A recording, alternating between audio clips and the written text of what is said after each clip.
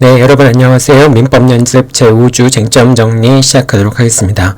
이번 주에는 물권 총론에 관련된 내용들 살펴보겠습니다. 그 물권 변동의 일반론하고 등기, 이런 내용들에 대해 살펴보도록 하죠. 자, 물권 일반에 관련돼서 보겠습니다. 첫 번째, 소유권과 사용수익권. 소유권이라는 권리는 사용수익권과 처분권으로 구성이 되어 있죠. 그렇기 때문에 사용수익권이 없는 소유권이라고 하는 것은 생각해 볼 수 없습니다. 그 배타적 사용수익권이 존재하지 않는다는 확인의 소를 제기할 수는 없겠죠.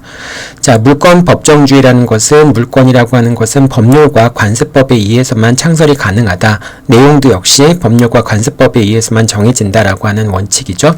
이때 말하는 법률이라고 하는 것은 형식적 의미의 법률, 즉 국회를 통과한 그런 법률만을 의미합니다.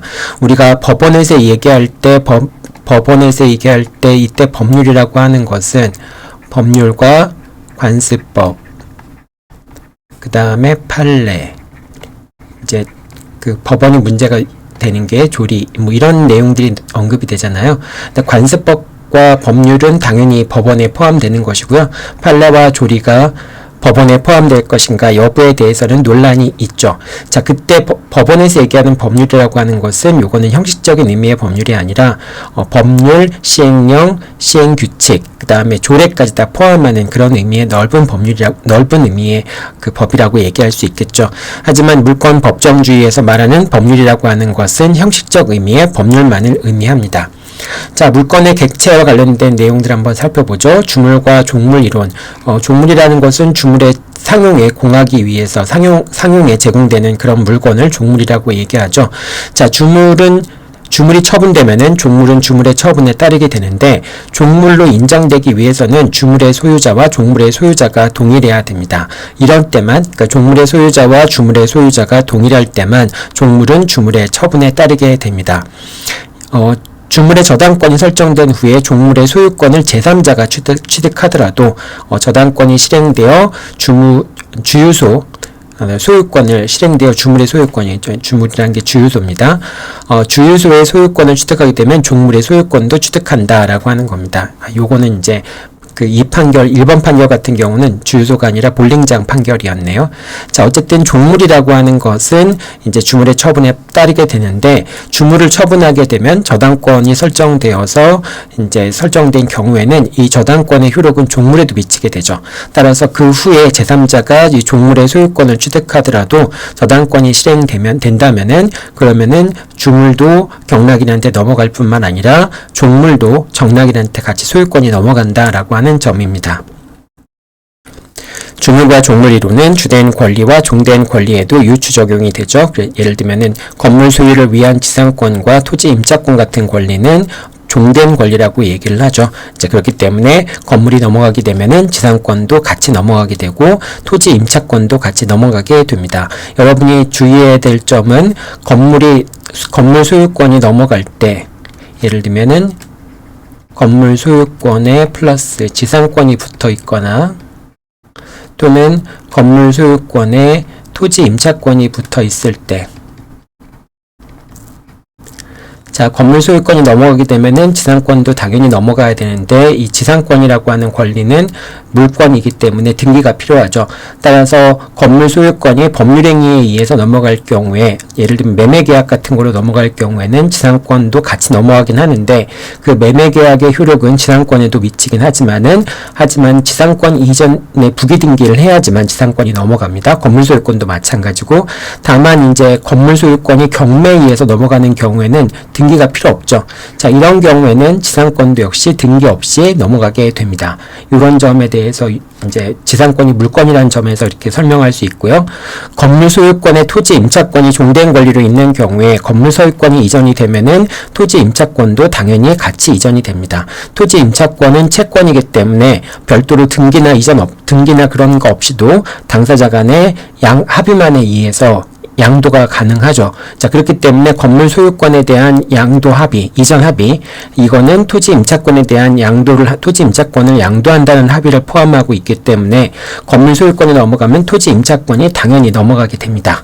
그래서 건물 양수인은 토지 임차권까지 취득하게 되는데, 문제는 토지 임차권은 채권이기 때문에 임대인의 승낙 없이는 양도할 수 없게 되죠. 따라서 양수인이 토지 임차권까지 취득하지만은 이제 토지 임차권까지 취득하지만은 토지의 임대인한테 이 토지 임차권을 양수하였다라고 하는 점을 주장하기 위해서는 토지 소유자의 승낙이 필요하게 되겠죠.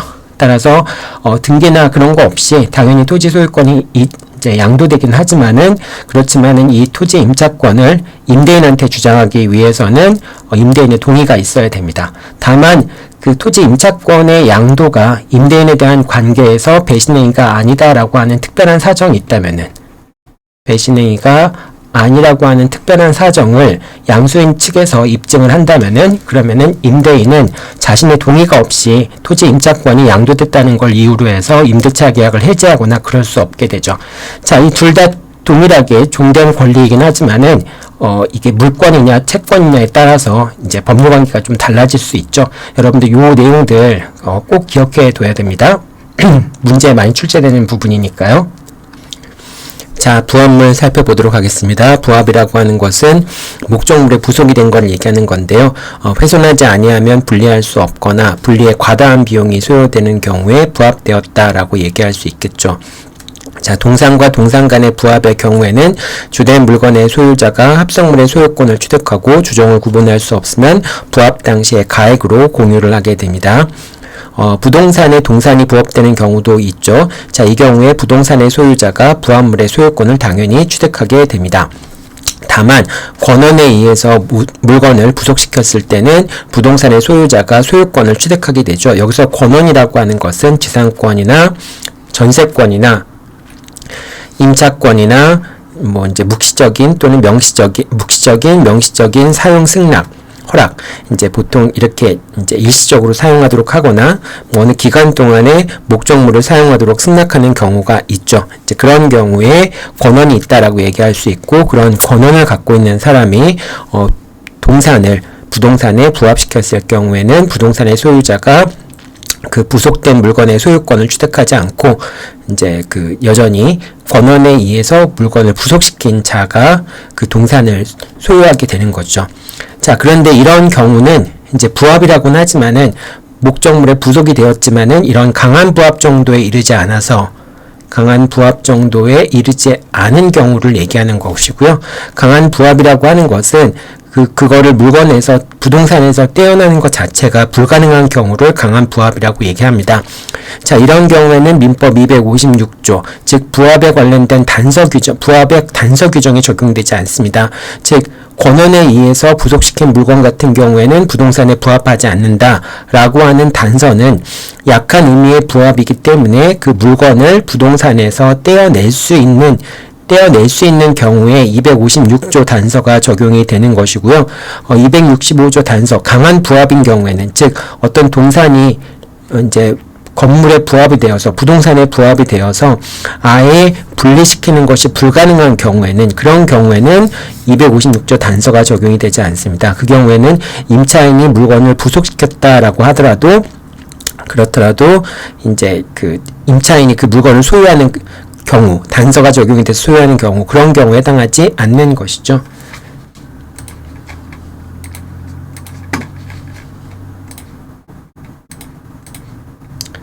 자, 여러분들이 그래서 이 부분을 잘 기억해야 되는데요. 임차인이 임차 목적물인 부동산에 부속시킨 경우에 원칙적으로 권원이 있기 때문에 그 부속된 물건은 임차인의 소유가 됩니다. 자, 이렇게 임차인의 소유가 됐을 경우에는 나중에 임대차 기간이 종료가 되어서 임대인이 갱신해주지 않으면은 임차인은 부속물 매수청권 행사할 수가 있겠죠. 자, 그런데 강한 부합의 경우에는 단서가 적용이 되지 않기 때문에 부합의 경우에는 부합된 동산이 임대인의 소유가 되기 때문에 이 경우에는 임차인이 부속물 매수 청구권을 행사할 수 없고, 그 부합된 물건이 건물의 가치를 증가시켰다라고 한다면은 임차인 같은 경우에는 유익비 상환 청구권을 행사할 수밖에 없습니다. 자, 그러니까 부속물 매수 청구권이라고 하는 것은 어떤 물건을 부속시켰는데 이게 종물로 부속시킨 건 아닌 거죠. 종물이라고 하면은 독립된 물건이 되는 거니까 그거는 이제 부합과 상관이 없고, 목적물을 부속을 시켰는데, 즉 부합이 일어났는데 이걸 쉽게 뗄 수 있는 경우라고 한다면은 그거는 그 물건의 소유권은 임차인한테 귀속이 되고, 임차인은 임대차 기간이 종료돼서 갱신이 되지 않으면은 부속물 매수 청구권을 행사할 수 있게 됩니다. 근데 그 물건이 강한 부합에 의해서 부합이 된다라고 한다면은 그 경우에는 임차인이 소유권을 상실하게 되고, 임차인이 부합시킨 물건이 건물의 가치를 증가시켰을 때는 유익비 상환 청구권 같은 비용 상환 청구권을 행사할 수 있게 됩니다. 자, 그 다음 농작물 같은 경우에는 권한이 없이 토지에 부합시켰다 할지라도, 토지에 부속시켰다 할지라도 이런 것은 부합되지 않고 경작자의 소유로 된다라고 하는 것도 기억해 둬야 되겠죠. 자, 물권적 청구권에 관련된 내용인데요. 물권적 청구권은 세 가지가 있죠. 민법 213조에 소유물 방해 제거 청구권, 소유물 반환 청구권, 방해 제거 청구권, 소유물 방해 예방 청구권, 214조에 방해 배제 청구권과 방해 예방 청구권이 같이 들어가 있죠. 반환 청구권은 213조에 들어가 있고요. 자, 이 소유권에 관련된 이런 그 물권적 청구권들이 다른 개별적인 물권에 준용이 되고 있습니다. 지상권과 전세권 같은 경우는 용익 물권이기 때문에 직접 목적물을 점유하면서 사용 수익하는 경우에 해당하죠. 자, 그렇기 때문에 소유권에 기초한 방해 배제 반환 청구권과 방해 배제 청구권, 그리고 방해 예방 청구권이 모두 다 준용이 됩니다. 그래서 213조와 214조가 준용이 되고요. 지역권 같은 경우에는 용익 물권이긴 하지만은 타인 토지를 사용한다는 점에서 사용하긴 하지만은 직접 물건을 점유하고 있지는 않죠. 자, 그렇기 때문에 213조는 준용이 되지 않고 214조만 준용이 됩니다. 그리고 저당권 같은 경우도 담보권이지만은 담보권이 침해되는 것을 배제를 하거나 또는 방해 예방을 청구할 수 있겠지만 목적물을 직접 점유하고 있는 건 아니기 때문에 저당권 같은 경우에도 214조만 준용이 되고 213조는 준용이 되지 않습니다. 자, 유치권과 질권이라고 하는 담보물권 같은 경우에는 물권적 청구권에 관한 규정이 없습니다. 자, 그렇기 때문에 유치권도 점유를 필수적인 요건으로 하고 질권도 점유를 요건으로 하기 때문에 이 점유의 기초에서 점유보호 청구권을 행사하는 것은 가능합니다. 자, 그렇지만은 이 점유보호 청구권을 할 수 없는 경우들이 존재를 하죠. 예를 들면은 기망행위에 의해서 사실상의 지배를 이전해 준 경우, 점유를 이전해 준 경우, 이거는 이제 점유의 침탈이 아니라고 보는 거죠. 점유의 침탈이 아니기 때문에 이 경우에는 점유 보호 청구권을 행사할 수 없습니다. 청구권을 행사할 수 없게 됩니다. 이렇게 점유보호 청구권 행사할 수 없는 경우에는 유치권이나 질권자가 결과적으로 유치권이나 질권을 상실하게 될 수밖에 없죠. 유치권이나 질권의 기초에서 목적물의 반환을 청구할 수 없기 때문에 그렇습니다. 그래서 물권 청구권에 관한 규정이 없어서 점유보호 청구권으로만 보호될 수밖에 없다라고 하는 걸 기억해 두고요. 그 다음에 이 물권적 청구권 같은 경우에는 물권 청구권이 불능이 되더라도 전보배상을 청구할 수 없다라고 하는 점도 기억해 두기 바랍니다. 이제 갑이 을에게 이렇게 순차적으로 이제 소유권 이전 등기가 돼 있는데 그걸 을이 서류를 위조해서 소유권 이전 등기를 했을 경우에, 자, 그런데 갑이 을과 병을 상대로 해서 등기의 말소 등기를 청구했는데 근데 이게 이제 인용이 됐는데 이제 마지막에 이 목적물을 점유하고 있는 정이 등기부 취득시효나 점유 취득시효를 주장하는 바람에 갑이 결국은 을과 병의 등기를 말소할 수 없게 돼서 말소하는 것이 불가능하게 되어서 불능이 되어서 결과적으로 갑이 소유권을 상실하게 되는 경우에 그때 갑이 을을 상대로 해서 등기의 말소를 청구할 수 없게 된 불능이 됐다. 등기의 말소를 청구하는 것이 불능이 됐다라는 것을 이유로 해서 전보배상을 청구할 수 있냐? 그건 안 된다라고 하는 겁니다. 물권의 총권이라고 하는 것은 물건을 보호하기 위한 목적에서 행사하는 권리이기 때문에 이것이 소유권을 상실해서 물권 총권도 상실했다면은 그로 인해서 전보배상을 청구할 수는 없겠죠. 이제 을을 상대로 해서 불법행위로 인한 손해배상을 청구하거나 이런 건 가능하겠지만은 물권의 총권이 불능이 되었다고 해서 그 불능에 따른 전보배상을 청구하는 건 안 된다라고 하는 겁니다. 자, 다음으로 부동산 물권 변동에 대해 살펴보도록 하겠습니다. 부동산 같은 경우에는 공시방법이 등기니까 그 등기의 유효 요건에 대해 살펴보도록 하죠. 자, 먼저 중복 등기가 되어 있는 경우가 있을 수 있겠죠. 이제 중복 등기 같은 경우는 예를 들면은 갑의 이름으로 첫 번째 등기가 보존 등기가 이루어지고 또 다시 갑의 명의로 두 번째 보존 등기가 이루어진 경우가 있을 수 있겠죠. 자, 이런 경우에는 두 번째 이루어진 등기가 당연히 무효가 됩니다.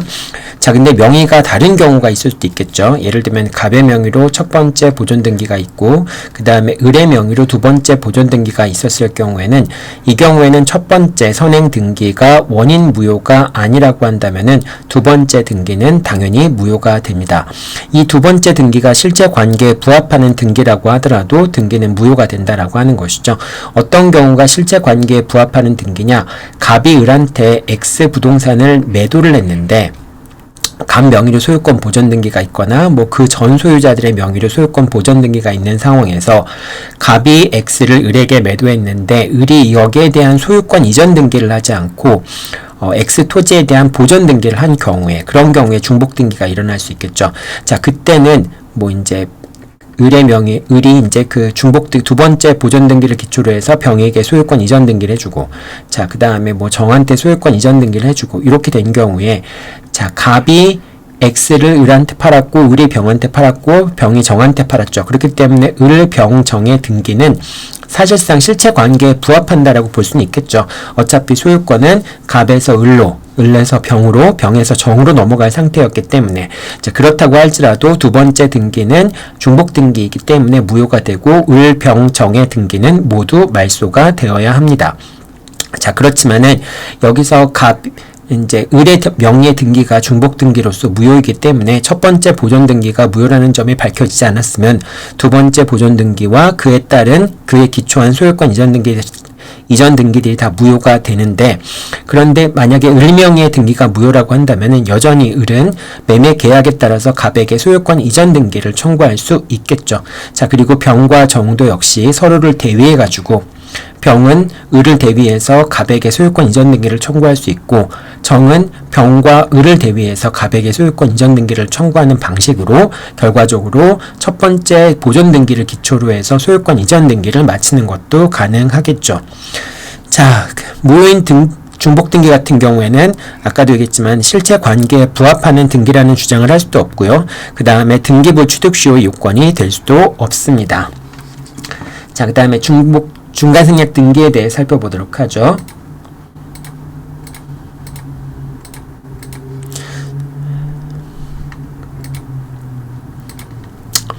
자, 중간생략 등기는 갑에서 을로, 을에서 병으로, 중간자들이 더 있을 수 있겠죠. 이렇게 등기가 이루어져야 되는데, 이런 걸 중간자들의 등기를 생략하고, 처음에서 최초 매도인에서 최종 매수인에게 직접 소유권 이전 등기가 있는 것을 중간생략 등기라고 얘기를 합니다. 중간생략 등기는 어느 경우에 유효하냐? 갑과 을과 병 사이에 중간생략 등기 합의가 있었고, 갑과 을과 병 사이에 적법하게 계약이 성립되어 존재한다면은, 그렇다면은 중간생략 등기는 유효하다라고 얘기할 수 있습니다. 즉, 중간생략 등기에 대한 합의가 있었고, 그리고 각자 매매 계약들이 유효하게 성립하고 있는 경우에 중간생략 등기는 유효하다라고 볼 수 있습니다.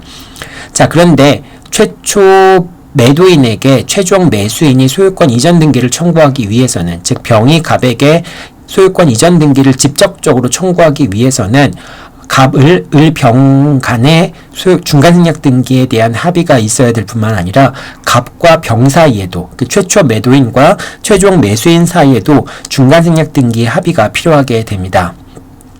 참고로 여러분들이 기억해둬야 될 것은 이 중간생략 등기 같은 경우와 관련해서 을이 병에게 소유권 이전 등기 청구권을 양도하는 경우라고 하더라도, 만약 이 양도가 최초 매도인의 즉 갑의 동의 없이 이루어진다고 한다면은 이제 갑이 을한테 매도를 했고 을이 이 갑에 대한 소유권 이전 등기 청구권을 병한테 양도할 수 있다고 한다면은 그러면은 결국 갑의 동의 없이도 병이 직접 갑한테 소유권 이전 등기를 청구할 수 있게 되잖아요. 이런 것은 중간생략 등기를 위해서 갑과 병 사이에 합의가 필요하다. 중간생략 등기에 대한 합의가 필요하다라고 하는 점과 형평이 맞지 않죠. 자, 그렇기 때문에 소유권 이전 등기를 양도하는 경우에도 이건 인적 색채가 있는 채권이라고 해서 갑의 동의가 필요하다라고 얘기를 합니다. 이제 그렇기 때문에 결과적으로 을이 소유권 이전 등기를 양도하는 것이나 또는 중간생략 등기에 대한 합의를 통해서 병이 최종 이제 제3자가 직접 갑에게 소유권 이전 등기를 청구하기 위해서는 반드시 갑의 동의가 필요하다라고 생각하면 되겠습니다. 자, 요 밑에도 같은 맥락인데요. 명의신탁자가 명의신탁 약정을 해지한 후에 소유권 이전 등기 청구권을 양도한 경우에 소유권 이전 등기 청구권을 양도한 경우, 뭐 이제 명의신탁 약정이 유효한 경우가 그런 경우 있을 수 있겠죠. 해지한 경우가 있을 수 있겠죠. 자, 해지하고 소유권 이전 등기 청구권을 양도한 경우에 양수인은 명의수탁자가 그 양도에 대해서 동의하거나 소유권 이전 등기 청구권의 양도에 대해서 수탁자가 동의하거나 승낙하지 않으면은 명의수탁자에게 직접 소유권 이전 등기를 청구할 수는 없다라고 하는 겁니다. 그러니까 결과적으로 요 내용이나 소유권 이전 등기 청구권이 양도되었다 할지라도 이제 그 채무자인 매도인이 결국 이제 소유권 이전 등기 의무를 부담하는 사람이 동의가 없다면은 양수인이 소유권 이전 등기를 직접 청구할 수는 없다라고 생각하면 되겠습니다. 자, 이렇게 중간생략 등기라고 하는 것은 당사자 사이에 중간생략 등기에 합의가 있고 그리고 그 적법하게 매매계약이 원인행위가 성립된 경우에 중간생략 등기가 유효한데 근데 일단 중간생략 등기가 맞춰졌다라고 한다면은 등기의 추정력 때문에 결과적으로 적법한 등기 원인이 존재하는 경우라고 한다면은 중간생략 등기에 합의가 없다는 이유만으로 등기의 무효를 주장할 수는 없습니다. 왜냐하면 이런 경우에는 중간생략 등기 자체가 적법한 등기 원인이 존재하는 경우에는 실제 관계에 부합하는 등기로서 유효하다고 볼 수 있기 때문에 그렇습니다. 적법성 추정에 관련된 얘기를 내가 괜히 꺼냈는데요. 그러니까 어쨌든 중간생략 등기가 맞춰지고 적법하게 등기 원인이 존재한다면은 그 등기 원인이 존재하는 경우에는 비록 중간생략 등기에 합의가 없더라도 이 등기는 실체 관계에 부합하는 등기가 될 수 있기 때문에 그 경우에는 중간생략 등기라는 이유로 해서 말소 등기를 청구할 수는 없다라고 하는 겁니다. 자, 그리고 토지거래 허가 구역 내에서 중간생략 등기가 있는 경우도 있죠. 자, 이 경우에 뭐 이제 마찬가지로 갑과 을과 병 사이에 근데 이제 갑과 그 병 사이에 중간생략 등기를 하기 위해서는 이 둘 사이에 매매 계약이 있었다는 점에 대한 허가를 받아야 되는데 이 허가 자체가 갑과 을 사이에는 중간생략 등기가 있다고 해서 갑과 을 사이에 매매 계약이 체결된 거라고 볼 수는 없겠죠. 따라서 갑과 병 사이에 이루어진 매매 계약에 대한 허가는 무효라고 볼 수밖에 없습니다. 그래서 최초 매도인과 매수인 사이의 토지 거래 허가는 무효가 되고요. 결과적으로 중간생략 등기 자체도 무효라고 볼 수밖에 없겠죠. 자, 그 다음에 중간생략 등기와 기존의 매매계약상의 법률관계가 있는데요. 중간생략 등기에 대한 합의가 있더라도 중간자의 을에 갑에 대한 소유권 이전 등기 청구권이 소멸하지 않습니다. 그리고 갑이 을에 대해서 항변할 수 있는 항변권들은 당연히 병에 대해서 행사할 수 있게 됩니다. 그 다음에 또 이제 갑은 을에 대한 항변 사유를 병에게 주장하는 것이 가능하고요. 자, 그리고 갑과 을의 매매 계약이 취소되는 경우에 이때 병의 이름으로 직접 소유권 이전 등기가 이루어졌을 때 병은 만약에 그 취소에 대해서 선의라고 한다면은 선의의 제3자로서 보호될 수가 있습니다. 자, 그 다음에 이제 등기의 유효권과 관련해서 진정한 등기 명의 회복을 원인으로 하는 소유권 이전 등기 청구권을 살펴보도록 하겠습니다. 진정한 등기 명의 회복을 원인으로 하는 소유권 이전 등기는 본질은 말소 등기 청구권입니다. 따라서 여러분들이 진정한 등기 명의 회복 원인으로 하는 소유권 이전 등기를 청구하는 경우에는 청구할 수 있는가라는 부분을 물었을 때는 말소 등기 청구권의 요건이 갖춰졌는가, 즉 청구하는 사람이 소유자이고 상대방이 등기 명의자인데 이 상대방의 등기 명의가 무효라고 하는 점이 입증된 경우에 이 진등명, 진정한 등기명의를 위한 소유권 이전 등기를 청구할 수 있겠죠. 자, 그렇기 때문에 요 말소 등기 청구가 기각이 되었다면은 이제 말소 등기 청구의 소를 제기했다가 기각이 되었다라고 한다면은 기판력 때문에 다시 진정한 등기명의 회복을 위해서 소유권 이전 등기를 청구하는 경우에는 패소한 자가 다시 또 소를 제기하면 기각이 되겠죠. 승소한 자가 소를 제기하면 각하가 되는 거고요. 자, 그렇기 때문에 말소 등기 청구권이 기각된 상태에서 다시 진정한 등기명의 회복을 위해서 소유권 이전 등기를 청구하는 경우에 그 청구도 기각될 수밖에 없습니다. 그리고 청구 원인은 뭐 이제 아까도 얘기했지만 원고가 소유자이고 피고 명의의 등기가 무효인 경우에 그때 이제 이 진정한 등기명의 회복을 원인으로 한 소유권 이전 등기를 청구할 수 있게 되고요. 자, 그 다음에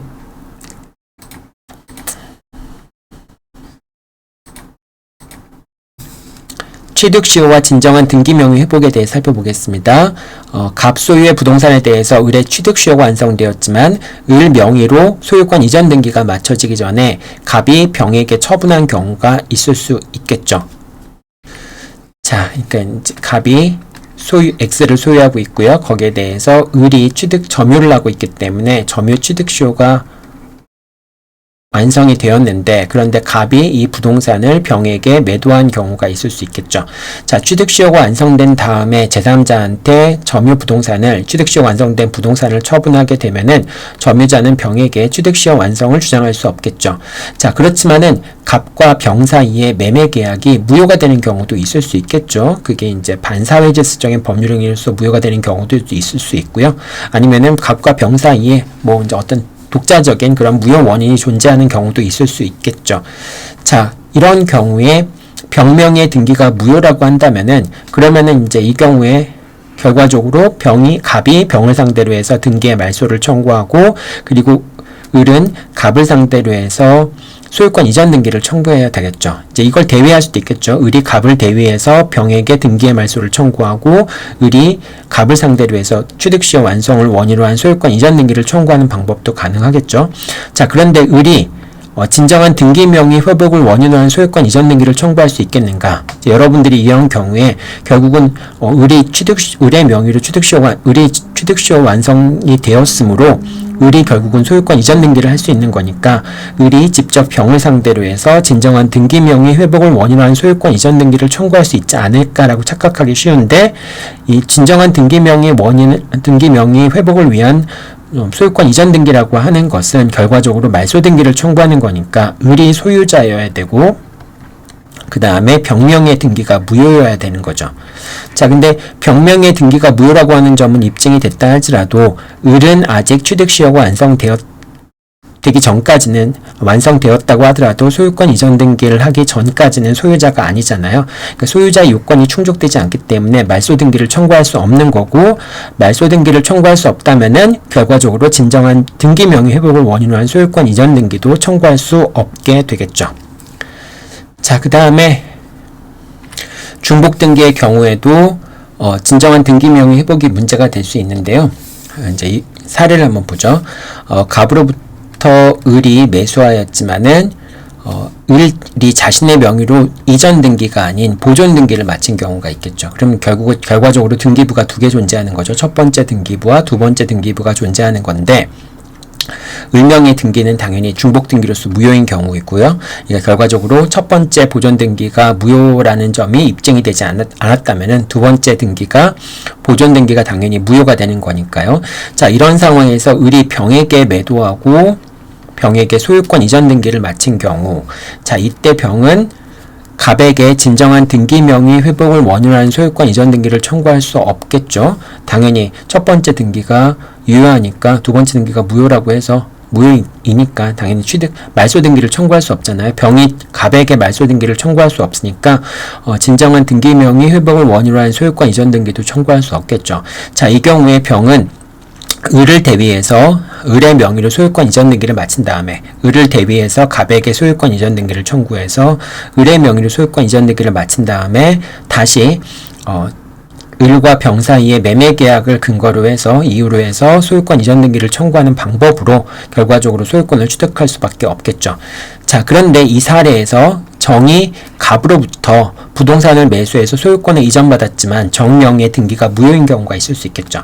예를 들면 이렇게 되는 경우가 있을 수 있겠죠. 갑이 을한테 매도했고 이제 다시 또 을한테 매도했는데 두 번째 보존 등기가 무효인 경우, 그리고 을은 병한테 매도한 경우가 있을 수 있고요. 이제 갑이 이제 다시 또 자기 명의로 등기가 돼 있으니까 여전히 정한테 X 부동산을 매도한 경우가 있을 수 있겠죠. 자, 그런데 이 을과 갑과 정 사이의 매매 계약이 무효였기 때문에, 무효여서 정명의의 등기도 무효인 경우가 있을 수 있겠죠. 자, 이런 경우에 병이 정을 상대로 해서 진정한 등기 명의 회복을 원인으로 한 소유권 이전 등기를 청구할 수 있겠는가? 지금 정명의 등기가 무효라고 하는 점은 입증이 됐지만은 병이 소유자가 아니잖아요. 소유자가 아니기 때문에 진정한 등기 명의 회복을 원인으로 한 소유권 이전 등기, 즉 말소 등기를 청구할 수 없기 때문에 소유권 이전 등기도 청구할 수 없게 되겠죠.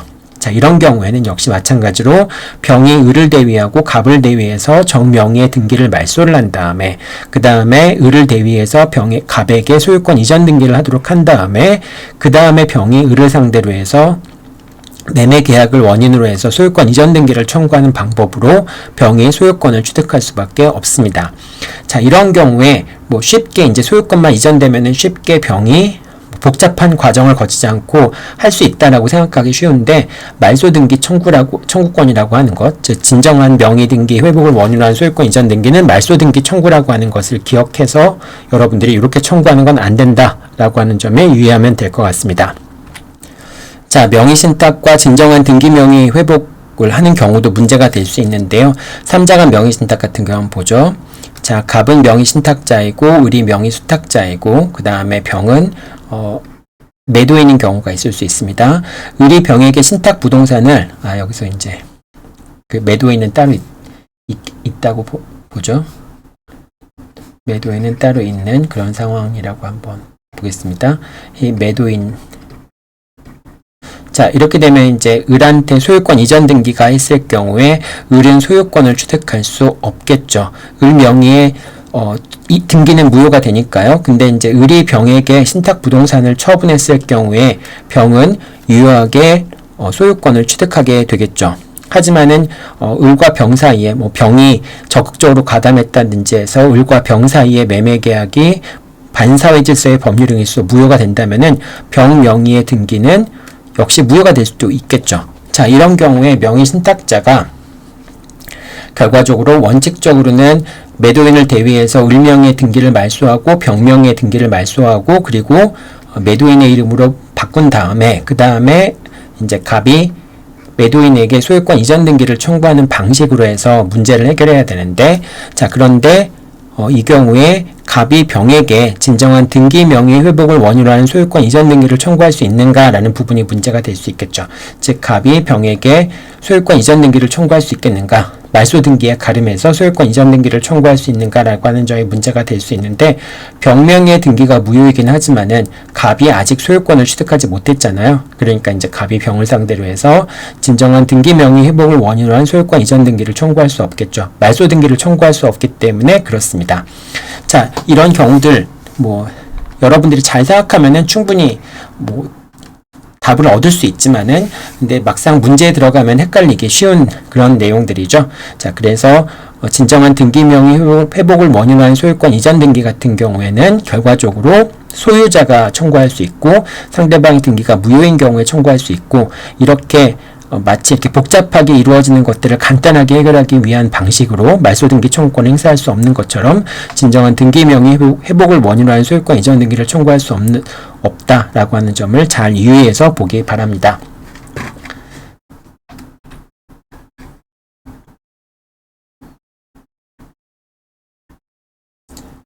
자, 다음으로 무효등기의 유형 보도록 하겠습니다. 무효등기의 유형이라고 하는 거는 주로 이제 그 저당권이나 가등기를 유용하는 경우들이 많이 나옵니다.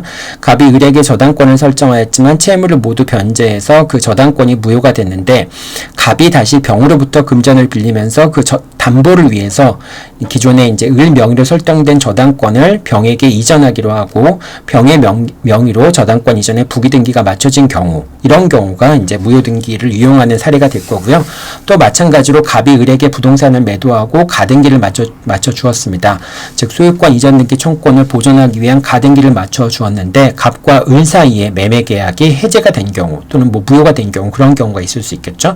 그래서 더 이상 이제 본등기를 청구할 수 없는 경우가 있는데, 그때 갑이 병에게 다시 목적물을 매도하고 매매 계약을 체결하고 그리고 병의 소유권 이전 등기 청구권을 보존하기 위해서 별도로 기존의 가등기를 말소하고 새롭게 병의 명의로 가등기를 해두는 것이 아니라 을 명의의 소유권 이전 등기 청구권을 보존하기 위한 가등기를 병의 명의로 바꿔주는 것, 즉 가등기 이전에 부기등기를 맞춰주는 방식으로 무효등기를 이용하는 경우라고 부기등기를 맞춰주게 되면은 무효등기를 이용한 것으로 볼 수 있겠죠. 자, 이 두 가지 경우가 무효등기 유용의 주된 사례로 나오게 됩니다. 자, 이런 무효등기 유용에 대한 합의가 있다면은 그러면은 등기부상 이해관계가 있는 제3자가 없는 경우에는 무효등기의 유용도 가능하고 그 무효등기를 이용하는 것도 유효하다라고 볼 수가 있습니다. 자, 등기부상 이해관계 있는 제3자가 소유자를 대위하여 무효등기의 말소를 청구하는 경우, 자, 무효등기의 유용이 있을 경우에 이렇게 이제 X 부동산에 대해서 뭐 예를 들면은 이 사람 이름으로 저당권을 설정해 줬다가 이 저당권이 무효가 된 다음에 다시 저당권을 병의 명의로 이전해 준 경우, 그래서 병이 이제 저당권 설정 등기를 이전받은 경우, 저당권을 이전받은 경우가 되겠죠. 자, 근데 이 X 부동산에 대해서 이해관계 있는 제3자가 있다면은 이 이해관계, 등기부상 이해관계 있는 제3자에 대해서는 병이 사후적으로 자기가 저당권자라는 주장을 이제 제3자한테 할 수 없겠죠.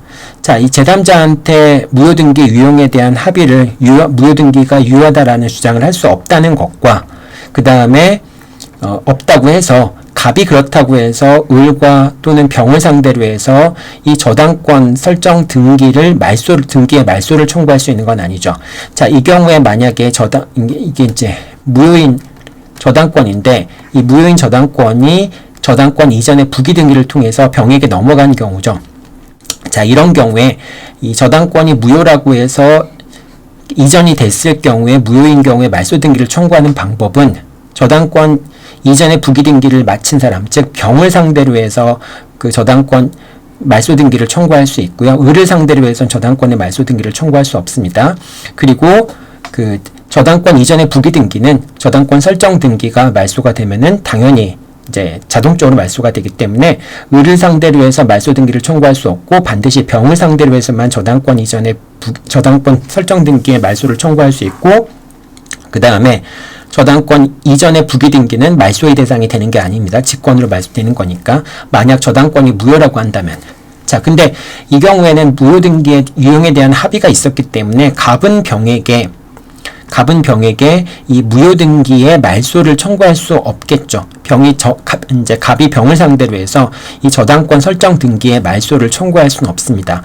물론 등기부상 이해관계 있는 제3자가 있으면은 그 제3자에 대해서는 무효등기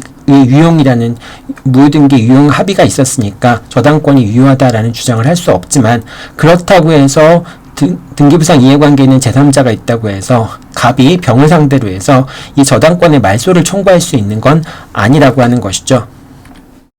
자, 갑이 을이나 병을 상대로 해서 말소 등기를 청구하는 경우에 을이나 병은 무효등기 유용에 대한 합의를 근거로 해서 그 말소 등기 청구를 기각시킬 수가 있죠.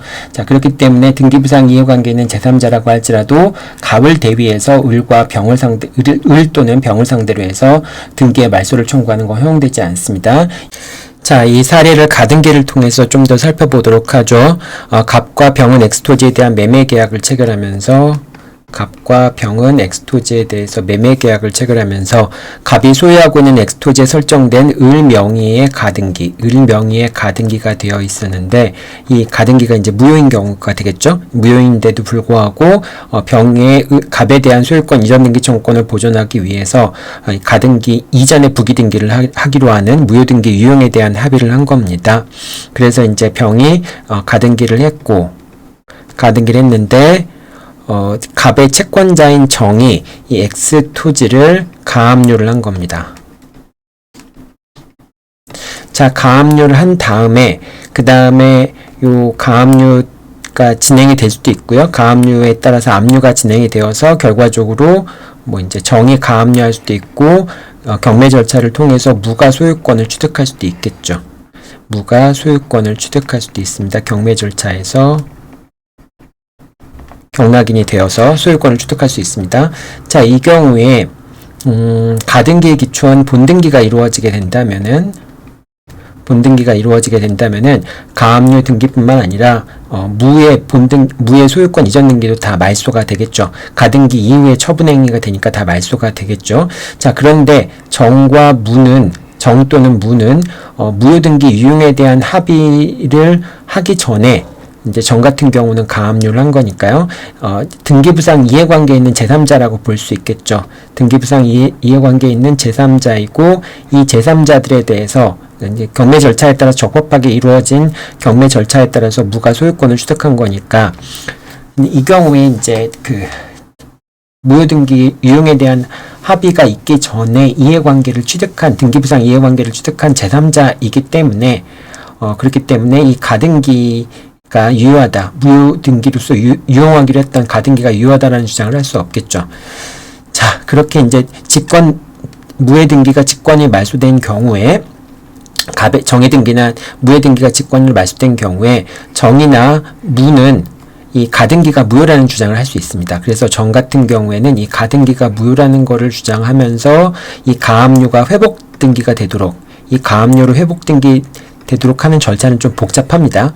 이제 가압류가 무효인 경우에 가압류 자체가 직권으로 말소된 것이기 때문에 이 가압류에 대한 말소 회복 등기를 청구할 수는 없어요. 하지만 이제 이 병이 가압류 등기가 말소되는 것에 대해서 승낙을 해야 될 의무가 있는 자에 해당하기 때문에 그 승낙을 해야 될 이제 의무가 있는 자에 대해서 승낙에 가름하는 판결을 얻어서 결과적으로 가압류 등기를 직권으로 회복 등기되도록 하는 방법이 있습니다.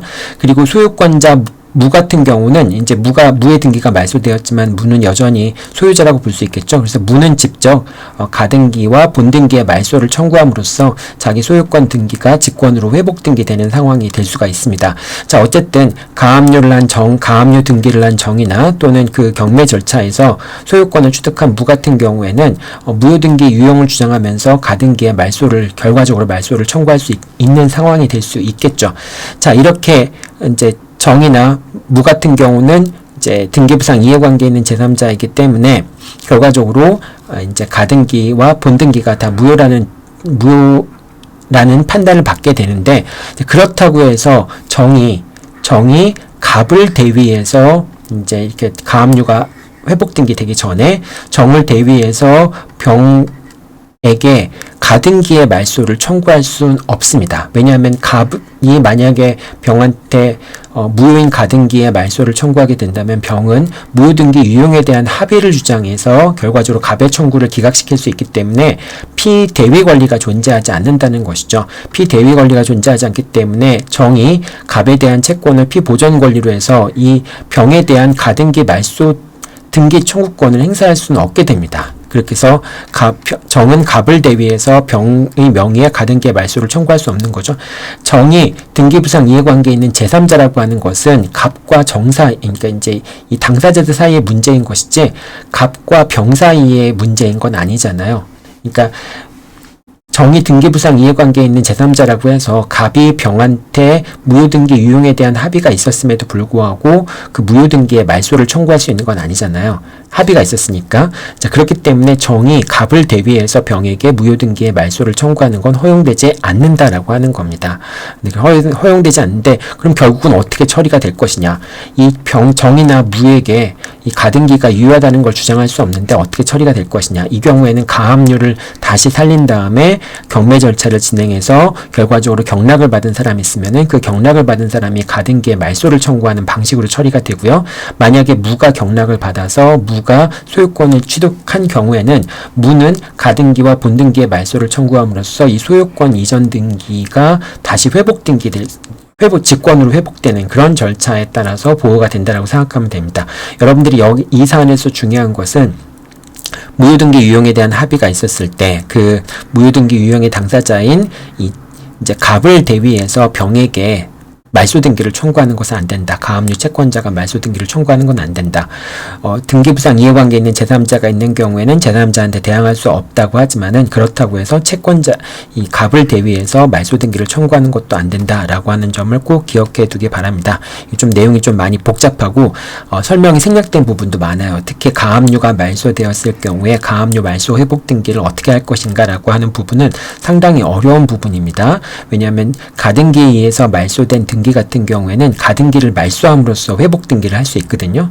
네, 그렇기 때문에 이 경우에 가압류 회복 등기를 하는 절차는 직권으로 될 수밖에 없는데 결과적으로 정이 가압류의 회복 등기를 직접 청구할 수는 없거든요. 그래서 그런 점 때문에 상당히 좀 복잡하고 그 다음에 이건 뒤에서 또 배우겠지만은 가등기에 의해서 말소된 등기 같은 경우에는 말소 회복 등기를 청구하는 것이 아니라 그 가등기와 본등기를 말소함으로써 회복 등기가 되거든요. 또 그거하고도 또 연결이 되어 있습니다. 그래서 여러분들이 너무 좀 어려운 내용이 될 수 있기 때문에 여기서 꼭 기억해 둬야 될 것은 무효등기 유용에 대한 합의가 있었을 때 등기상 이해관계에 있는 제3자가 있다고 해서 그 제3자가 이제 매도인을 대위해서 이제 갑을 대위해서 무효등기 유용의 상대방에게 무효인 등기에 말소를 청구하는 것은 안 된다. 채권자 대위권은. 그거는 왜냐하면 등기부상 이해관계에 있다라고 하는 것은 채권자 대위권을 행사할 때 피대위권에 관련된 사항이 아니기 때문에 그렇게 채권자 대위권을 행사할 수 없다라고 정리하면 되겠습니다. 이 내용이 좀 어렵죠? 네. 갑이 을 또는 병에게 이제 갑이 이렇게 있고 을 또는 병이 있는데 이제 갑을 병이 무효등기 유용에 대한 합의를 해서 결과적으로 가등기 이전의 부기등기나 저당권 이전의 부기등기가 있었던 경우에 그럴 때 갑이 만약에 이 원래 가등기나 저당권 설정 등기가 무효다라는 걸 이유로 해서 아직 이전 등기가 있기 전에 을을 상대로 해서 저당권이나 가등기의 말소를 청구하는 경우가 있을 수도 있고요. 또는 가등기 이전이나 저당권 이전의 부기등기가 있은 다음에 갑이 병을 상대로 해서 가등기나 저당권의 말소 등기를 청구하는 경우도 있겠죠. 아까 이전에 부기등기가 있었을 경우에는 그 가등기 이전을 받은 사람, 저당권 이전을 받은 사람을 상대로 해서 저당권의 이전 등기, 저당권 설정 등기 또는 가등기의 말소를 청구할 수 있다라고 얘기를 했죠. 을한테는 말소 등기를 청구할 수 없고 병한테만 말소 등기를 청구할 수 없고 그리고 이전의 부기 등기는 별도로 말소 등기를 청구할 필요가 없다라고 설명했잖아요. 자, 그렇게 이제 갑이 이 을 명의의 저당권이 무효다. 을 명의의 가등기가 무효라는 걸 이유로 해서 갑이 병을 상대로 해서 말소 등기를 청구하는 경우도 있을 수 있겠죠. 자, 이전에 부기 등기가 있기 전에 을에 대해서 말소를 청구하는 거나 이전에 부기 등기가 있은 다음에 병에 대해서 말소 등기를 청구하는 경우에 을 또는 병은 무효 등기의 유용이 있다라고 하는 것을 주장해서 무효등기 유용의 합의를 주장하면서 갑의 청구를 기각시킬 수가 있습니다. 이제 아까도 얘기했지만 갑의 채권자가 갑을 대위해서 하는 경우에도 마찬가지입니다. 이거는 이제 갑이 병과 을에 대해서 말소 등기를 청구할 수 없다면은 채권자가 갑을 대위해서 청구할 수 있는 것도 허용되지 않겠죠. 그래서 요 내용들 조금 여러분들 헷갈리게 설명이 되어 있는데 요 내용들 잘 정리해 두기 바랍니다.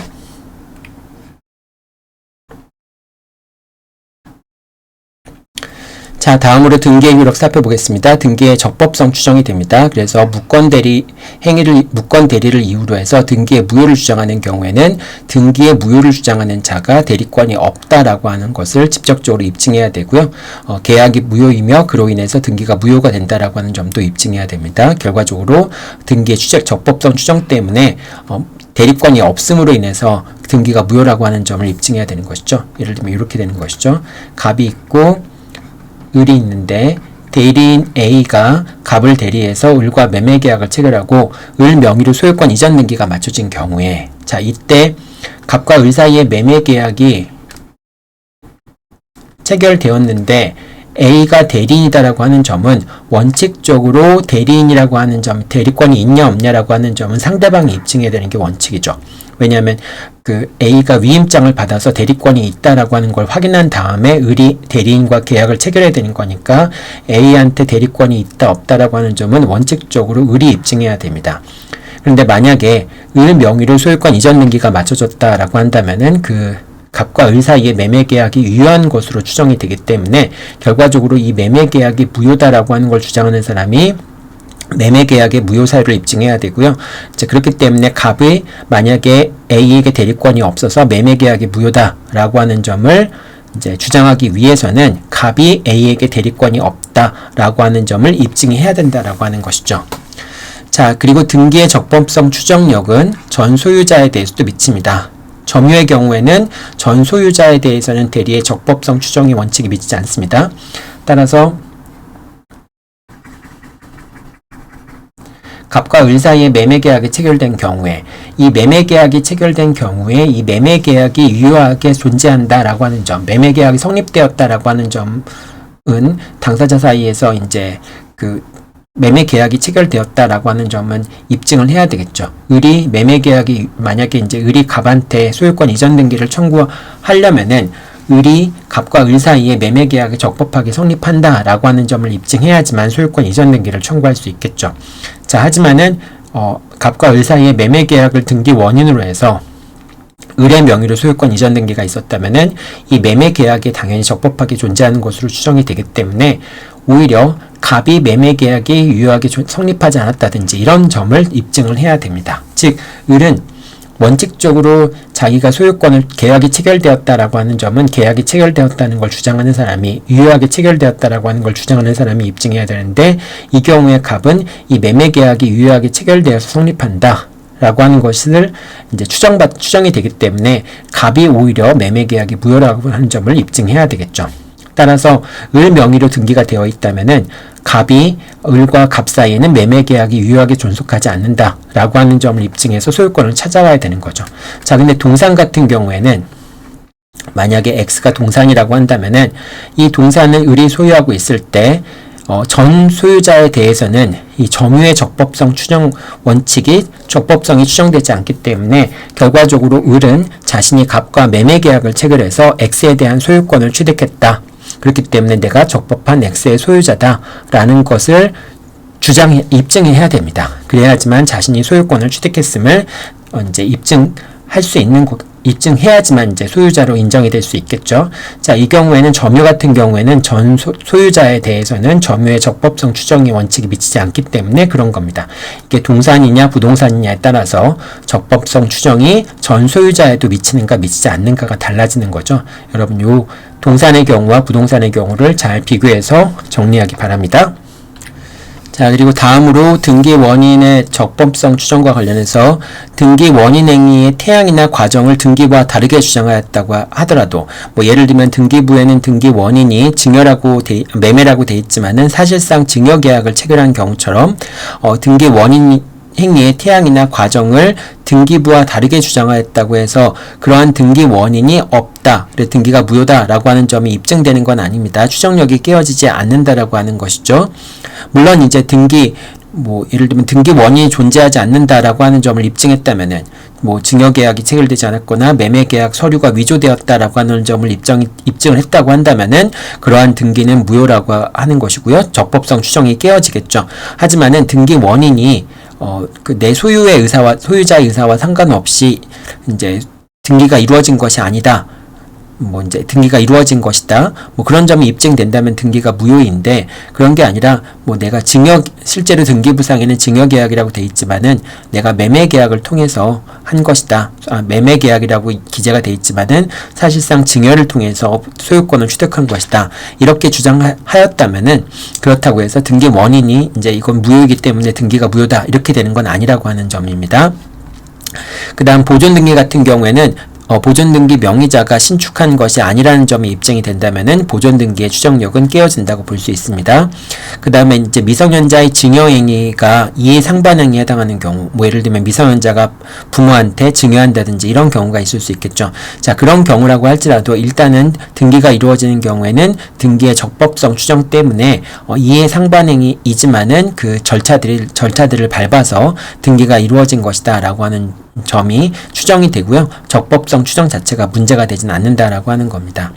자, 다만 가등기 같은 경우에는 이제 뭐 예를 들면 매매계약의 기초에서 매매예약이나 매매계약의 기초에서 소유권 이전 등기 청구권을 보존하기 위해서 가등기를 해두는 경우가 있을 수 있겠죠. 자, 그런데 이런 가등기 같은 경우는 본등기를 청구할 수 있는, 즉 매매계약에 따라 본등기를 청구할 수 있는 법률관계가 추정되지 않습니다.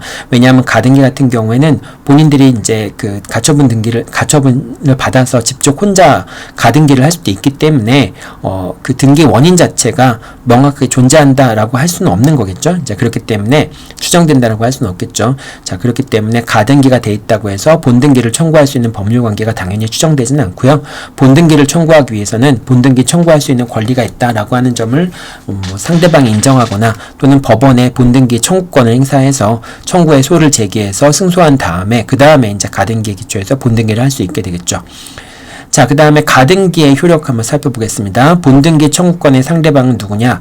가등기 의무자를 상대로 본등기를 청구할 수 있으며 소유자의 변동이 있는 경우에는 현 소유자에게 본등기를 청구할 수는 없습니다.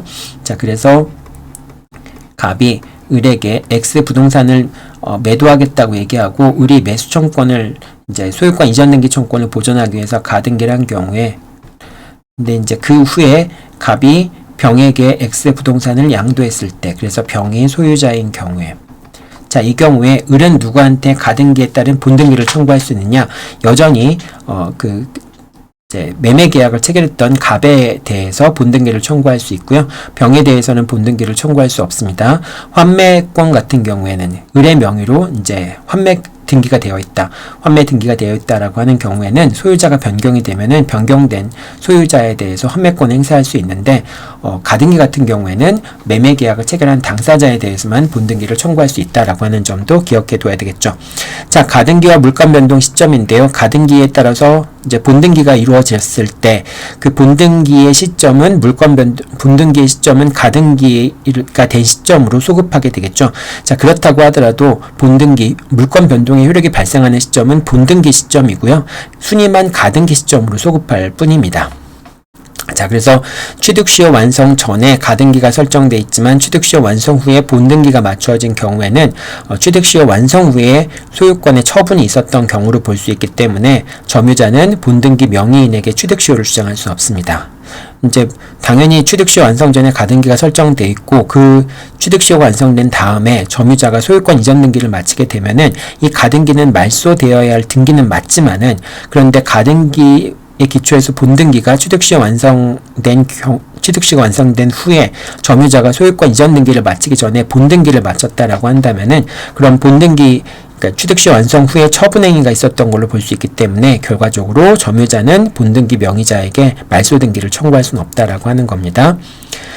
자, 가등기에 의해서 순위 보존의 대상이 되는 물권 변동 청구권, 소유권 이전 등기 청구권이 양도된 경우가 되겠죠. 이 경우에는 가등기의 부기등기 형식으로 가등기상의 권리를 이전할 수는 있습니다. 자, 이 경우에 가등기가 무효인 경우, 아까도 계속 설명했지만은 현재의 가등기권자를 상대로 해서 가등기의 말소를 청구하면 되고요. 기존의 가등기권자에 대해서는 말소 등기 청구할 수 없습니다. 즉 당사자 자격이 없는 거죠. 자, 그리고 가등기 이전의 부기등기 같은 경우도 직권으로 말소되기 때문에 가등기 이전의 부기등기까지 말소를 청구하는 건 안 됩니다. 이거는 이제 이런 청구 적격이 없는 거고요. 그래서 요 가등기권자를 상대로 해서 가등기에 말소를 청구하기만 하면 된다라고 생각하면 되겠습니다. 이건 저당권도 마찬가지입니다. 저당권 이전에 부기등기가 있었던 경우에 저당권이 무효라고 한다면은 그러면은 저당권자를 상대로 해서 이제 그 저당권의 이전을 받은 사람을 상대로 해서 저당권을 양수한 사람을 상대로 해서 저당권의 말소 등기를 청구하면 되고요.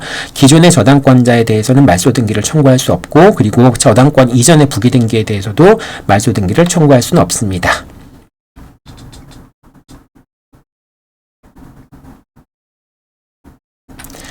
자, 그리고 본등기에 따라서 양립할 수 없는 등기가 직권 말소되었지만 이제 가등기가 되면은 가등기에 따라서 본등기가 이루어지게 되면은 가등기 이후에 이루어진 등기들은 직권으로 말소가 되겠죠. 자, 그런데 그 가등기가 통정허위 표시로서 무효가 되는 경우가 있을 수도 있습니다. 예를 들면은 갑과 을이 매매 계약을 체결했는데 통정허위 표시로 인한 매매 계약을 체결했는데 통정허위 표시니까 무효가 되겠죠. 자, 그런데 을의 명의로 가등기가 맞춰진 경우에 이 가등기도 당연히 무효가 되겠죠. 을이 본등기를 함으로써, 근데 가등기가 맞췄는데 본등기를 함으로써 이제 갑이 을에게 매도를 하고 통정허위 표시에 따라서 매도를 하고 가등기를 해준 상태에서 병에게 소유권 이전해 줬을 때, 병에게 소유권 이전 등기를 해줬을 때, 자, 이 경우에 통정허위 표시의 무효는 선의 제3자한테 주장할 수 없겠죠. 따라서 병의 입장에서는 갑과 을 사이의 매매 계약이 통정허위 표시로서 무효이고 이 가등기가 무효가 되겠죠. 자, 그런데 이 가등기에 기초해서 본등기가 이루어지게 되면은 병 명의의 소유권 이전 등기가 말소가 되겠죠. 자, 이 경우에 가등기와 본등기가 무효이기 때문에 말소가 돼야 되는데 오히려 병의 등기가 말소가 된 거겠죠. 이때 병은 여전히 비록 소유권 이전 등기가 말소가 되었지만은 소유권을 취득한 거죠. 왜냐하면 소유권 이전 등기 말소가 무효이기 때문에 직권 말소되는 게 무효이기 때문에 오히려 가등기와 본등기가 무효이기 때문에 이 등기들이 말소가 돼야 되는데 병명의 등기가 말소가 됐으니까 병은 일단 적법한 소유자라고 볼 수 있습니다. 등기부상 이해관계에 있는 통정허위 표시의 무효를 주장할 수 없는 제3자이기 때문에 그렇죠. 이제 이렇게 되는 경우에 어떻게 이제 병이 자기의 등기가 말소된 것을 회복 등기할 수 있느냐라는 점이 문제가 될 수 있는데요. 자, 이 경우에는 병이 갑을 상대로 해서 이 말소된 등기의 회복 등기를 청구하는 게 아니라요. 병이 소유자이기 때문에 을을 상대로 해서 가등기와 본등기의 말소를 청구하면 됩니다. 이 가등기에 기초해서 본등기가 이루어지게 되면은 직권으로 소유권 이전 등기가 말소되듯이 가등기와 본등기가 말소가 되면은 이 직권으로 말소됐던 소유권 이전 등기가 회복 등기가 됩니다. 회복 등기가 이루어지게 됩니다. 자, 그러니까 병은 갑을 상대로 해서 말소된 등기의 회복을 청구하는 것이 아니라 가등기와 본등기의 말소만 청구를 하면 됩니다. 자, 그렇게 되면은 직권으로 회복 등기가 이루어진다라고 하는 점입니다. 이것도 여러분들 따로 설명은 잘 안 나오니까 이참에 잘 정리 한번 해두기 바랍니다. 자, 그 다음에 가등기권자 명의로 본등기가 아닌 소유권 이전 등기가 이루어진 경우도 있을 수 있습니다. 자, 가등기에 기초한 본등기라고 하는 것은 등기부상에 보면은 이렇게 가등기가 돼 있을 경우에는 그 가등기 밑에다가 바로 이 가등기를 했을 경우에 가등기 밑에 바로 본등기를 할 수 있는 란이 비어 있습니다. 자, 그렇기 때문에 이 가등기란에다가 본등기를 하면 되는데 이 본등기를 하지 않고 별도의 소유권 이전 등기를 하는 경우도 있을 수 있습니다. 소유권 이전 등기를 하는 경우도 있는데요. 자, 이렇게 되면은 결과적으로 소유권 이전 등기를 청구할 수 있는 사람이 소유자가 돼버렸으니까 본등기 청구권 같은 경우에는 소멸하게 되겠죠. 이 본등기 청구권은 채권인데 소유자가 되었으니까 혼동의 법리가 적용되어서 본등기 청구권이 소멸하는 것이 아니라 목적을 달성했기 때문에 채권 같은 경우에는 목적을 달성하게 되면은 소멸하게 되죠. 그래서 본등기 청구권 같은 경우가 소유자한테 귀속이 되면은 더 이상 자기한테 본등기를 청구하는 건 안 되잖아요. 자, 그렇기 때문에 혼동의 법리가 아니라 혼동이라고 하는 건 물권과 물건이 소유권과 제한물권이 동일인에게 귀속이 되거나 또는 채권과 채무가 동일인한테 귀속이 되는 경우에 혼동의 법리가 적용되는 것이고요. 자, 이렇게 본등기 청구권이 본등기 청구권자가 채권을 갖고 있는 사람이 소유자가 된다라고 하는 경우에는 혼동에 의해서 본등기 청구권이 소멸하는 것이 아니라 목적을 달성해서 본등기 청구권이 소멸을 하게 됩니다. 자, 그런데 이 중간에 처분행위가 있었던 경우에는 즉 가등기를 설정해 준 사람이 제3자한테 이 목적물을 처분했다. 저당권을 설정해 주거나 소유권 이전 등기를 해줬다라고 하는 경우에는 그런 경우에는 만약에 본등기를 하는 것과 소유권 이전 등기를 하는 것 사이에는 큰 차이가 있는 거죠. 왜냐하면 만약에 본등기를 했다라고 한다면은 중간자들에 대한 처분행위가 다 직권으로 말소가 될 텐데 소유권 이전 등기를 하게 되면은 중간자들의 처분행위가 말소가 안 될 거 아니에요. 자, 그렇기 때문에 가등기에 기초해서 본등기를 하는 것과 가등기에 기초해서 소유권 이전 등기를 하는 경우에 그 가등기 이후에 처분행위가 없다면은 차이가 없지만은 결과적으로 소유권을 취득한다는 점에서는 차이가 없지만은 만약에 중간자들이 있는 자한테 처분행위가 있었던 경우에는 본등기를 하느냐 소유권 이전 등기를 하느냐에 따라서 차이가 있기 때문에 본등기 청구권이 목적을 달성했다라고 볼 수가 없습니다. 따라서 이 경우에는 본등기 청구권은 소멸하지 않고 본등기 청구권을 행사해서 본등기를 한 다음에 그 다음에 소유권 이전 등기를 청구할 수 있게 된다라고 생각하면 되겠습니다. 자, 그 다음에 등기청구권 보도록 하죠. 등기청구권이라고 하는 권리는 물권적 청구권인 경우에는 별도로 소멸시효의 대상이 되지 않고요. 채권적 청구권 같은 경우에는 즉 매매 계약에 따라서 등기청구권을 행사하는 경우에는 그런 경우가 되겠죠. 자, 그런 경우에는 소멸시효가 걸릴 수 있는데 이제 매수인이나 취득시효가 완성된 점유자가 계속해서 목적물을 점유하고 있는 동안에는 등기청구권의 소멸시효가 진행되지 않습니다. 목적물을 점유하고 있는 동안에는 권리를 행사하는 것으로 볼 수 있기 때문에 등기청구권의 소멸시효가 진행되지 않고요. 매수인이 제3자에게 인도한 경우에는 소유권 이전 등기청구권의 소멸시효가 진행할 수 있습니다. 자, 그런데 이런 경우에는, 그러니까 매수인이 제3자한테 인도한 경우에는, 제3자한테 목적물을 팔아버린 경우에는 이 경우에도 소유권 이전 등기 청구권의 소멸시효가 진행되지 않습니다. 자, 그런데 취득시효의 경우에는 취득시효가 완성된 후에 점유자가 점유를 상실했을 때, 즉 제3자한테 점유를 넘겼을 때는 그때부터 취득시효 완성을 원인으로 하는 소유권 이전 등기 청구권은 소멸시효가 진행이 됩니다.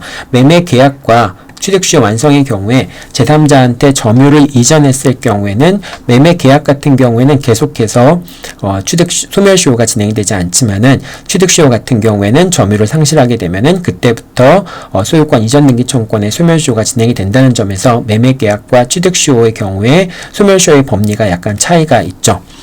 자, 근저당권의 말소 등기 청구권인데요. 근저당권 설정자는 소유권을 이전했더라도 무효인 근저당권의 말소를 청구하는 것이 가능합니다. 왜냐하면 근저당권 설정자가 소유권을 이전했다 할지라도, 그러니까 소유자가 아니라고 할지라도 근저당권의 말소를 청구하는 것은 214조의 근거에서, 즉 소유물 방해배제 청구권에 근거해서 말소 등기를 청구하는 것이 아니라 저당권 설정 계약의 근거해서 말소 등기를 청구하는 것이기 때문에 이 경우는 물권적 청구권이 아니고 계약상의 청구권이기 때문에 계약상의 청구권이라고 볼 수 있겠죠. 결과적으로 갑이 X에 대해서 을에게 저당권을 설정해 준 경우에 갑은 을에게 만약에 피담보 채무가 모두 변제되었으면은 이제 갑이 을한테 채무를 다 갚았으면은 을의 저당권은 무효가 되잖아요. 효력을 상실하게 되잖아요. 그때 갑이 을에게 저당권의 말소를 청구할 수 있는데 저당권의 말소를 청구할 수 있는 근거는 두 가지가 됩니다. 첫 번째는 저당권 설정 계약의 근거에서 말소 등기를 청구할 수 있는 것이고요. 계약의 근거에서 말소 등기를 청구할 수 있고 또 214조의 소유물 방해배제 청구권의 차원에서 말소 등기를 청구할 수 있습니다. 자, 그런데 갑이 X를 병한테 양도했다. X에 대한 소유권을 병한테 양도했다. 이렇게 되면 병은 214조의 근거에서 무효인 저당권의 설정 등기의 저당권 등기의 말소를 을에게 청구할 수 있겠죠. 자, 그런데 갑은 소유권에 기초한 말소 등기를 청구할 수는 없겠지만은 저당권 설정 계약에 따른 말소 등기는 청구할 수 있겠죠. 그래서 병은 을한테 소유권의 근거에서 또는 갑은 을에게 저당권 설정 계약의 근거에서 말소 등기를 청구할 수 있고요. 갑이 말소 등기를 청구할 수 있는 것은 계약상의 청구권이기 때문에 당연히 뭐 이거 소멸시효도 걸리게 되겠죠. 병이 을에게 청구할 수 있는 말소등기 청구권은 이거는 그 저당권 소유권자의 소유권의 기초에서 말소등기를 청구하는 거니까 이건 물권적 청구권이고요. 이 물권적 청구권은 별도의 소멸시효에 걸리지 않는다고 볼 수 있겠죠.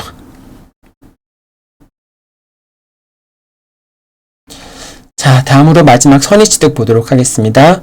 선의취득 같은 경우에는 선의취득자 스스로도 선의취득의 효과를 부정할 수 없습니다. 예권자, 채권자 갑이 있는데요. 채무자 을이 동산에 대해서 경매를 신청하고 자신이 경락인이 된 경우를 생각해 볼 수 있습니다. 채권자 갑이 채무자 을이 돈을 갚지 않으니까 이 X에 대해서 경매를 신청했는데, 자, 이렇게 되면은 결과적으로 X에 대해서 경매를 신청하면은 이 X가 이제 환가가 되면은 돈이 들어오면은 그 돈으로 갖다 자기가 이제 변제를 받겠죠. 자, 그런데 이 경매 절차에서 갑이 이제 경락을 받는 것도 가능합니다. 네, 그래서 이제 갑이 X를 경락을 받게 되면은 그 돈은 자기한테 들어오게 되고, 결과적으로 보면은 을로부터 채무를 변제받는 대신에 변제받는 것에 이제 일부분을 변제받을 수 있고, 결과적으로 X를 매수한 거나 마찬가지가 되겠죠. 갑의 입장에서는, 그러니까 채무자한테 돈을 받지 못한 거에 대해서 X를 돈을 주고, 그 돈을 주고 자기가 돈을 받는 거니까, 채권을 받는 거니까, 결과적으로 을에 대한 채무를 이행받음과 동시에 결과적으로 X를 매수하는 그 돈을 가지고 X를 매수하는 것이나 마찬가지인 결과가 되는 것이죠. 자, 근데 나중에 알고 보니까 이 X가 을의 소유가 아니라 병의 소유인 경우가 있을 수 있겠죠. 자, 이렇게 되면은 갑은 X에 대한 소유권을 취득할 수 이제 원칙적으로 없게 되지만은 선의취득의 요건을 갖춰지게 되면은 이제 X에 대한 소유권을 취득할 수밖에 없겠죠. 자, 그렇게 되면은 결국 선의취득이 되어서 병이 자기 소유물인 X에 대한 소유권을 상실하게 되면은 병은 이 저당을 받은 채권자들한테 부당이득 반환을 청구하게 됩니다. 반환을 청구하게 되는데, 부당이득을 해주게 되면 결과적으로 갑은 자기는 채무를 변제받지도 못하고 그냥 이 X를 산 것에 불과한 꼴이 되는 거잖아요. 이제 그렇게 여전히 이제 을한테 돈을 받아야 되는 상황이 되는 거고, 이 X만 그냥 뭐 의미 없는 그런 X가 의미 없는지 모르겠지만은 X를 구입한 것으로 끝나게 되는 결과가 될 수 있습니다. 자, 그렇게 되니까 갑은 차라리 내가 이걸 X를 안 사겠다, 너한테 부당이득을 해주느니 X를 안 사고 말겠다, 선의취득을 하지 않겠다 라고 주장하는 것이 가능한가 라는 게 여부가 문제가 되는 겁니다. 따라서 이 경우에는 갑 스스로가 이제 취득시효가 선의취득의 요건을 갖춘 경우에는 스스로 선의취득의 효과를 부정해서 뭐 목적물을 돌려주고 돈도 돌려받는다든지 이런 거는 안 된다라고 하는 겁니다. 자, 그리고 점유 계정의 경우에는 선의취득이 인정되지 않죠. 그다음 도품 유실물의 특례 같은 경우에도 역시 2년 내에 반환 청구가 가능한데, 도품과 유실물이라고 하는 것은, 도품이라고 하는 것은 점유자의 의사에 반해서 점유를 박탈당한 것을 말하고요. 이제 유실물이라고 하는 것은 점유자의 의사에 의하지 않고 점유를 이탈한 물건, 그걸 이제 유실물이라고 얘기합니다. 이 점유자의 의사라고 하는 것은, 의사에 반했는지 여부는 직접 점유자를 기준으로 합니다. 그래서 이런 경우에 2년 내에 반환 청구를 할 수 있다라고 하는 것도 기억해 두기 바라고요. 자, 그 다음에 부합과 선의취득이 유추 적용되는 경우도 있습니다. 예를 들면 갑이 을과 도급 계약을 체결하였고요. 을은 건축을 위해서 병과 자재 공급 계약을 체결한 겁니다. 갑과 을이 도급 계약을 체결했고, 얘가 도급인이고요. 그 다음에 얘가 수급인이고, 수급인이 공사를 하기 위해서 병으로부터 물건을 이제 매수를 합니다. 그래서 이 둘 사이에 매매 계약이 체결됩니다. 그래서 X라고 하는 이제 부품, 자재를 이제 병이 을한테 공급을 했는데, 이 공급을 하면서 병과 을 사이에 소유권 유보부 매매 계약이 체결된 겁니다. 따라서 을이 매매 대금을 다 지급하기 전까지는 X에 대한 소유권은 병한테 유보되어 있는 상황이죠. 자, 그런데 을이 X에 대한 자재를 활용해서, 소유권이 병한테 있음에도 불구하고 이 자재를 활용해서 결과적으로 건물을 진 겁니다. 그럼 이 자재들은 이 건물에 부합됐기 때문에 결국은 갑의 소유가 될 수밖에 없겠죠. 이 갑이 만약 건물을 원취득한다면은 도급계약상에서는 이제 원칙적으로 건물을 자기의 노력과 비용을 들여서 건물을 진설한 수급인의 소유가 되지만은 도급인과 수급인 사이에 건물의 소유권을 도급인한테 귀속시킨다라고 하는 약정이 있는 경우에는 그리고 뭐 건축 허가를 갑의 명의로 받는다든지 뭐 이런 경우라면은 갑이 원시 취득할 수도 있죠. 자, 그렇게 되면은 결과적으로 이 부합된 물건의 소유권도 갑의 소유라고 볼 수가 있겠습니다. 자, 그렇게 되면은 결과적으로 병은 자기 소유물이 이 건물에 부합됨으로써 갑의 소유물이 돼버리고 마는 상황이 되잖아요. 이제 그렇게 해서 병이 이제 이 그 매매대금을 받으면 되는데 매매대금 못 받는 것에 대해서 갑한테 부당이득 반환을 청구할 수 있는가 여부가 문제가 될 수 있습니다. 자, 이 사안에서 갑이 부합에 의해서 X에 대한 소유권을 취득한다라고 하는 점에 대해서는 이론의 여지가 없고요. 결국 병이 갑에 대해서 이제 부합이 된 것에 대해서 X에 대한 소유권을 상실한 거 아니에요? 그러니까 거기에 대해서 부당이득 반환을 청구할 수 있겠느냐라는 이제 점이 문제가 될 수 있는데 갑 같은 경우에는 X 부동산을 선의 취득을 뭐 이제 이 소유권이 유보된 사실을 몰랐다라고 한다면은 부합 선의 취득한다라고 볼 수 있겠죠. 선의 취득에 관한 법률을 적용해서 만약에 선의 취득을 한다라고 한다면은 병이 갑에 대해서 자기 물건을 선의 취득한 사람에 대해서 부당이득 반환을 청구할 수는 없겠죠. 그래서 그런 법률을 유추해서 병은 갑에게 선의취득에 관한 규정을 유추 적용해서 부당이득 반환을 청구할 수 없다라고 하는 결론에 도달하게 됩니다. 이것도 17번 판결 참고하기 바랍니다. 자, 오늘은 여러분들 내용이 좀 많았죠. 등기 이제 물권법 총론 부분에 관한 내용들은 역시 뭐 등기의 추정력이라든지 이런 부분들은 내용이 좀 많습니다. 그래서 여러분들 이참에 내용들 잘 한번 정리해 보고요. 공부할 내용이 좀 많긴 하지만은 열심히 좀 정리해서 시험 보기 바랍니다. 네, 여러분 수고했습니다.